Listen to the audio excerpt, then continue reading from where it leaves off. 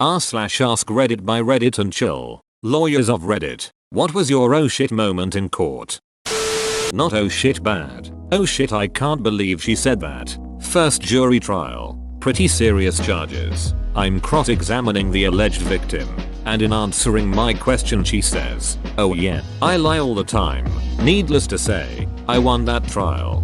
What if that was a lie? Hug, Mr. Fancy Lawyer Man. LOL. Great. That's perjury.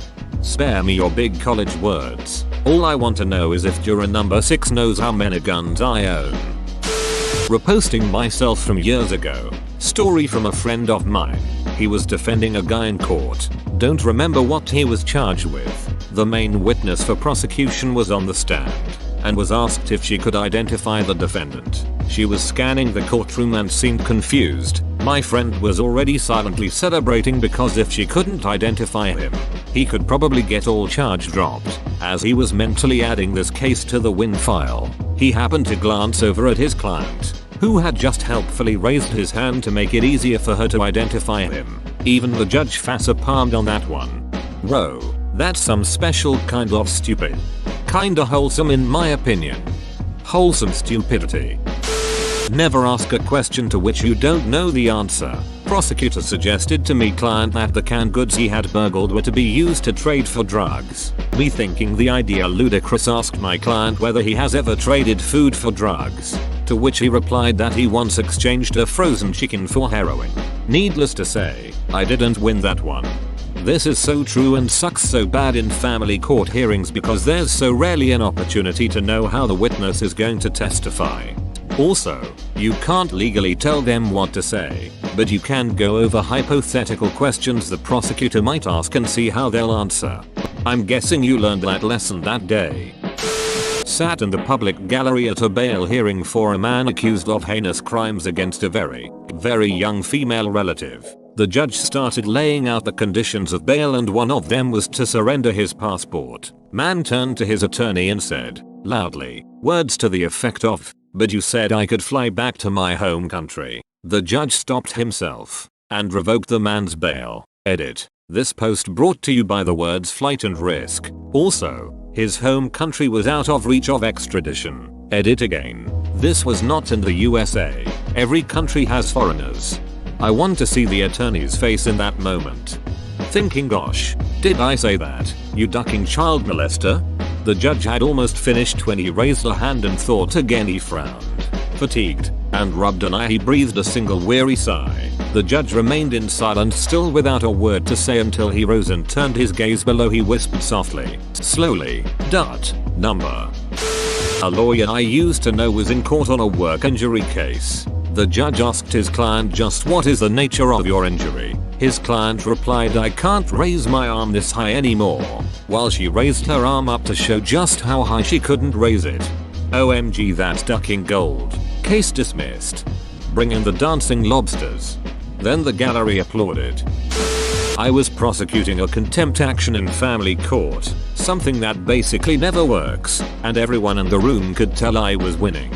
The other side was unprepared, out of arrogance, and I was basically ripping this guy to shreds on cross-examination, which his lawyer didn't even think would happen, because he expected the case to be dismissed. At the end of the trial, the judge ruled for me and stated that she found the defendant's testimony to be untrustworthy. I was shocked at winning a contempt trial to begin with, but then this exchange happened. Defendant's attorney, Your Honor, now that you have found my client's testimony to be untrustworthy, I am requesting a continuance in order to prepare further witnesses. This concept is shocking in and of itself, because to even think you can bring more witnesses after you rest your case is laughable. Judge, you had your shot and you missed. Counsel, defendant's attorney, Your Honor, there was no way I could have anticipated that you'd find my client's testimony untrustworthy, and as such, I didn't have the opportunity to prepare other witnesses in support of his position. Judge, that may be an argument for your career.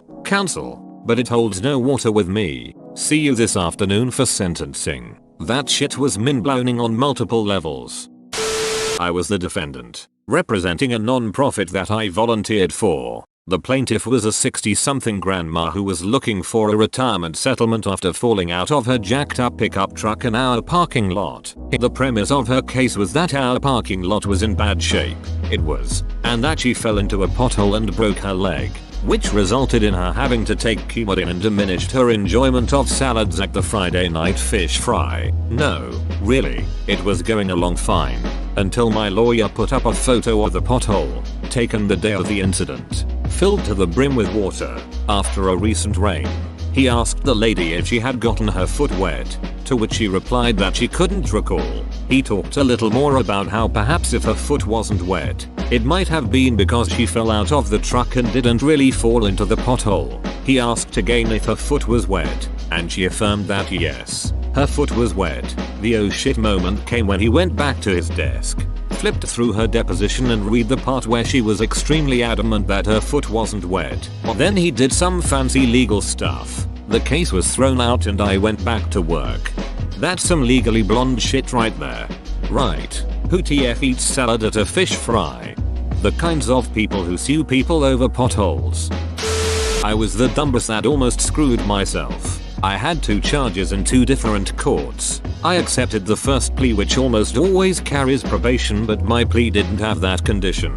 When it came time to accept the second plea, the prosecutor didn't include probation because she assumed my first charge put me on probation. She said as much to the judge, and me being a big dummy almost corrected her. My lawyer grabbed my shoulder and, I shit you not, told me to shut the duck up. She doesn't know. Never interrupt your enemy when they're making a mistake. Please proceed, Governor. An absolute classic. Link for the uninitiated. Opposing counsel was a nightmare. Everything late. His work was extremely subpar, and so forth. Accused me of lying multiple times when he had dropped the ball. During another hearing in which he did another dumb move, judge says, I'm glad you are the last case on the call, and all of the other attorneys have left the room. So they aren't here to hear me say that you are a terrible attorney. I cover courts for a local paper, so I see a lot of cases. There are only 2 really bad lawyers I've seen that stand out, and one was almost exactly as you described. He would constantly get things wrong and then accuse the prosecutor of mixing things up to confuse the jury or whatever. I swear he appeared to be asleep at one point. Maybe his case was so bad he was angling for poor assistance of counsel. Who knows? But both were so terrible that I was shocked by A, their ages, as they had to have been doing it for some time, and B, their ducking gall. Like, both were just so brazen in court that it bordered on contempt. Nothing like the confidence on a mediocre attorney. Person I was representing was on trial for assault in the 3rd degree and DUI. In my state, A3 means you've assaulted an aid worker or police officer and is a felony. The allegations are that he was very verbally abusive to the officers and, at one point, kicked one in the face. We're sitting at the defendant's table and the officer is testifying about the statements my guy made to him, including some pretty horrific name calling. Out of nowhere, my client screams, "You're a ducking liar. Duck you son of a beach." We lost the trial. Another time, the judge asked the client whether anyone had coerced him into pleading guilty, and he said yeah, my attorney. I about shit my pants. But he laughed and said, "I'm joking." No. Are jokes like that taken at face value, or was the judge cool with it? Pretty straight-laced judge in a full courtroom. He was fine with it, though. I was just interning in court during law school, but I'm a lawyer now. Fight in a club. Someone had broken someone else's jaw and had 6 friends with him that insisted he had been identified wrongly because he never have a beard and the victim said he had a beard. They used a very specific phrasing to the tune of "my friend doesn't have facial hair because he is a professional in the food industry and it would go against the regulations." After 3 of the witnesses had repeated the same exact phrasing, the judge stopped one to ask if he knew what a couple of the terms in that line meant, and the witness couldn't explain it. Defense lawyer got busted for instructing the witnesses. She'd also gotten the defendant to reject a plea deal that exchanged prison time for a fine and community service. What terms did they have trouble explaining? That's like 6th grade language. Tops.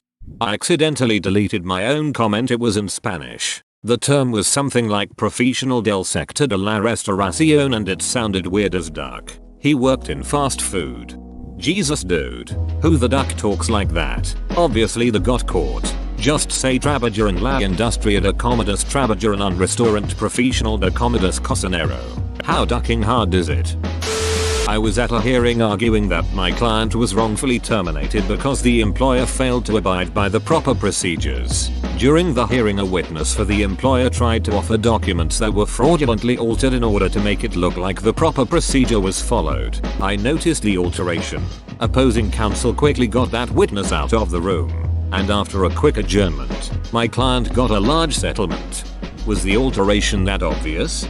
It was an age discrimination case. It wasn't a very strong case, but one of our arguments was that my client's supervisor railroaded him by terminating him without following the proper procedures. This employer, a government entity, is supposed to give its employees certain number of days of advance notice before a termination.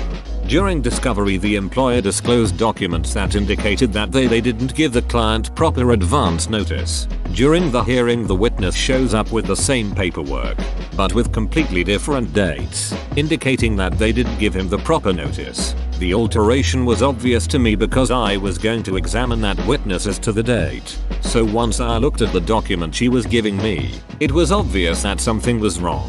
Their lawyer had earlier given me an entirely different set of documents. I should mention that this was a hearing before a civil service commission and not an Article 3 court, so discovery was a little less rigid. Anyways, their forgery turned a weak case into a strong case. Isn't the forgery a crime in of itself?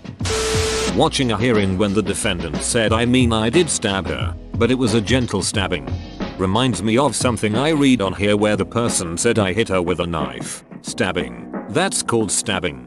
He ran into my knife. He ran into my knife 10 times. Not exactly in court, but I was defending a juvenile robbery case where there was very little evidence. There was supposed to be 2 guys, but they only picked up this one kid. He had no stolen property on him. He was picked up like outside his own house, wearing different clothes than the victim had initially said. This kid was on the honor roll at school. His family seemed kind and were involved. He wrote poetry and played instruments. I actually believed it was a legit mistaken identity case. I went to meet with one of the kid's mentors for a character reference, and he exactly matched the description of the other robber. So the homie roll kid was a robber too then? Yeah, for sure. I should have said the mentor dude had a lot of very specific distinguishing features where there was like no way it could be a coincidence. I was like, you know, not gonna need that reference after all. Thanks for your time, sir. Please stay far away from the courthouse that day. That's gold. Sitting in court, doing some plea paperwork with a defense attorney for a go-home plea agreement, where person is released from custody and doesn't have to do jail time. We hear this KSSSSSSSSTT shuru to our left and we look to see his guy sitting in the galley all by himself, sitting in the cloud of a biggest vape hit I have ever seen. Then has the audacity to tell the judge it went off in his hand. Do not pass go. Do not go free that day. Aside from non-smoking rules likely demanding he pays a fine to the building, is there any basis for vaping to alter the course of someone's case? All of the character witnesses get to leave early. Judges are usually very particular about how people conduct themselves in their courtroom. I've seen a cell phone ring and the judge have the person tossed out. They were a witness in an upcoming case and it had to be continued. Lawyer here. I had a pre-trial conference at 9 AM at a court about 2 hours away, so I wake my ass up super early to drive in shitty weather to the conference. I get there and we're waiting for the other, in town, attorney. All the while I'm grumbling to myself about how I'm from out of town and I can still make it on time. Finally the court calls the other attorney's office and gets a receptionist who tells us through tears that other attorney passed away the night before. Needless to say I was just happy to still be alive and we rescheduled for a few months later. Rude of him not to inform you he was going to die the night before. Bold of you to assume death is real. Dude was just scared to face you. I'm not an attorney, but a reporter whose beat is the county courthouse. So I've had plenty of these moments happen in front of me. A guy was convicted of attempting to murder several police officers. At his sentencing, the prosecutor revealed the defendant got a prison tattoo while he was awaiting sentencing of a tombstone with the names of all the cops he attempted to kill. But the defendant still had the audacity to beg for a lenient sentence. He got a few hundred years in jail. Edit. Clarification in the third paragraph. This is just an unfortunate birthmark, Your Honor. It's German. It doesn't say die Bart. Die. It says the Bart. The. Edit. To all who are pointing out the errors in my comment, please know it was a Simpsons quote. YouTube link. I was interning during law school prosecuting domestic violence cases. The deputy DA asked me to talk for the first time during a guy's arraignment for beating his wife. An arraignment is when the defendant hears the charges against them and pleads guilty or not guilty basically. When the judge calls on me to speak, I got insanely nervous and told the defendant that his charge carried a maximum penalty of 30 years, when it was actually 30 days. He freaks out. The crowd, some in the gallery were his family and friends, gasps. The judge basically stops me and says, "I think you mean 30 days, counselor," after which everyone, including the defendant, laughed at me. Edit. Because a lot of you are worried about this, the evidence was pretty weak and the facts did not bear charging anything other than the lowest level misdemeanor, which, in conjunction with this being a first offense, meant that we were seeking two things primarily: counseling, anger management classes, and probation. The intent being that any future problems can hopefully be avoided, and if not, we could stick the defendant with a harsh punishment the next time when we hopefully have better facts evidence. And in turn I worked with did the same thing for driving while suspended. Third, said 10 years to the judge for the recommended sentence instead of 10 days. Represented a pro bono client that had just turned 18 and was charged with serious property damage. I walk into his bail hearing and the judge looks at him and goes, "I knew you'd be back as an adult." The judge then turns to me and says, "Counselor, you may want to learn about your client's history. No bail." Edit. To answer some of the questions below, I considered it to be extremely inappropriate and objected to it. Juvenile records are sealed for a reason. The judge overruled the objection but made sure to articulate that his denial of bail was for reasons related to the instant case. The firm I was at had a pro bono program and worked with the public defender service in the area. The judge at the bail hearing wasn't the judge for all other hearings in the case. He just happened to be the one handling bail hearings that afternoon. I thought that juvenile record couldn't be considered in court as an adult. Probably in sentencing. But the judge's discretion decides bail. Edit.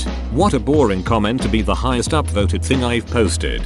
Particularly if the judge sees a recidivist. Lots of things like "I'll change my ways and I won't make the same mistake again" are said to judges, especially with troubled youth. But if a judge keeps seeing them, then there isn't much incentive to allow someone like that to go free and potentially commit more crimes. Bail isn't an intrinsic right. Not in court but a deposition. Plaintiff in a sexual harassment case that was suspected to be paid role play with her boss kept a very detailed sex diary on her work computer. At one point she was asked to read from the diary for the record and asked if she had written the accounts and if they were true. But she was asked at several points if she wanted her new husband to leave the room while she did this, but declined. Let's just say it was extremely kinky. She confirmed it was true, and the only mention of her now husband was that he was boring in bed, but she was going to marry him because she couldn't get her first, second or third choice. He ended up leaving on his own after she read that part out and confirmed it was him she was writing about. Why TF didn't she have him leave? Unless her kink was publicly humiliate her, so then I understand completely. Because he was her third choice, and she was about to get a big payout from the case, assumedly. I think this qualifies, though it wasn't me that was the lawyer. Got called for jury duty, was at the jury selection phase, and they asked if anyone here thinks they should not, blah blah. Defendant was in the room. I raised my hand. The defending lawyer looked at me like, "Oh, this ought to be good," and asked me to explain. I suggested I tell them in private. He insisted I tell the courtroom. I said, "Okay, I probably shouldn't be on this jury because I was on a previous jury for this man which returned a guilty verdict." Lawyer's face went "oh shit" commotion and a wait while they looked up records. Yep, Verified. Whole jury was now tainted. Everyone goes home. And they start over. After reading other stories in this thread, it sounds like you saved yourself quite a tongue lashing by suggesting that it be in private. Damn, you even asked to say it in private. They should have known better than to tell the courtroom. When I had jury selection, there was a notepad and pen for anyone who wanted to privately explain why they felt they should be exempt. It was such a simple solution to let the judge and lawyer see the reason before deciding. Do you see the defendant here in court? Witness victim looks at each jury member, then everyone in the audience. Nope. Judge hides his face behind file folder. Are you sure? Maybe over on this side. Witness looks confused. I'm not sure. I point at defendant. Maybe over at this table by that lawyer. Yep, maybe. Keep in mind defendant victim knew each other very well. Edit. Format and spelling edit too. I used the defendant's name. And he was in plain view from the witness stand. I think the witness was just nervous because he was buddies with the defendant. Yes, my questions couldn't have been more leading. OC was fine with me creating apathy in the minds of the jury. Is this one of those law and order moments where the witness started lying in court? I'm still not sure if he was lying or just an imbecile. He had seen the defendant earlier and asked if he could wait in my office so he wouldn't be in the same room with him. Do you think this is because they are confused by the term defendant? Not a lawyer, but was working at the jail when an inmate came back from court and immediately went on suicide watch. Apparently he was up for a plea deal and was only looking at 6 months, but started questioning some of the facts, which let in a ton of previously denied evidence. This new evidence linked him to 6 BNDs and rapes. He walked out of court facing a 99-year sentence, which he was certain to get, all because he opened his mouth. Edit. The lawyers were arguing over a pair of the victim's panties. He apparently chimed in with something he shouldn't have known. That brought in evidence that was previously inadmissible to not only this case, but 5 other burglary rapes. Evidence, which by the transport officer's words, good enough to metaphorically duck him for 100 years. Well, also because he'd committed heinous crimes. Good, that utter piece of shit. Not a lawyer, but I had a big oh shit moment. I was in court for driving while suspended in a county and in front of a judge that were both notorious for putting people who did that in jail. My license wasn't supposed to be suspended. A pencil pusher forgot to press a button or something and it never got unsuspended after the time was up. I had proof of this, but I was still really nervous. The guy who went up to the judge before me walked to the table where we were supposed to stand, sat down, and put his feet up on the table. The judge asked him what he was doing and he gave a flippant answer and basically told the judge to get ducked. This seriously pissed the judge off. The judge went off on this guy and the guy gave everything right back to him, pissing him off more and more. The judge ended up jailing him for contempt and had the bailiff cuff the guy and put him in a chair off to the side to await the marshals who would transport him to the jail. My name gets called. The judge is looking at me like I'm fresh meat and he is a great white shark. I'm already thinking to myself, okay, if this judge puts you in jail, run over and beat the shit out of the guy that pissed the judge off so badly. He's why you're going to jail. The judge looks down at his paperwork and back at me and says, "You're Mr. My last name?" I said, "Yes sir." He said, "Yeah, we were talking about you earlier. I'm going to void your arrest and dismiss this case. Your license was supposed to be valid and you shouldn't be here." Ducking, like and subscribe.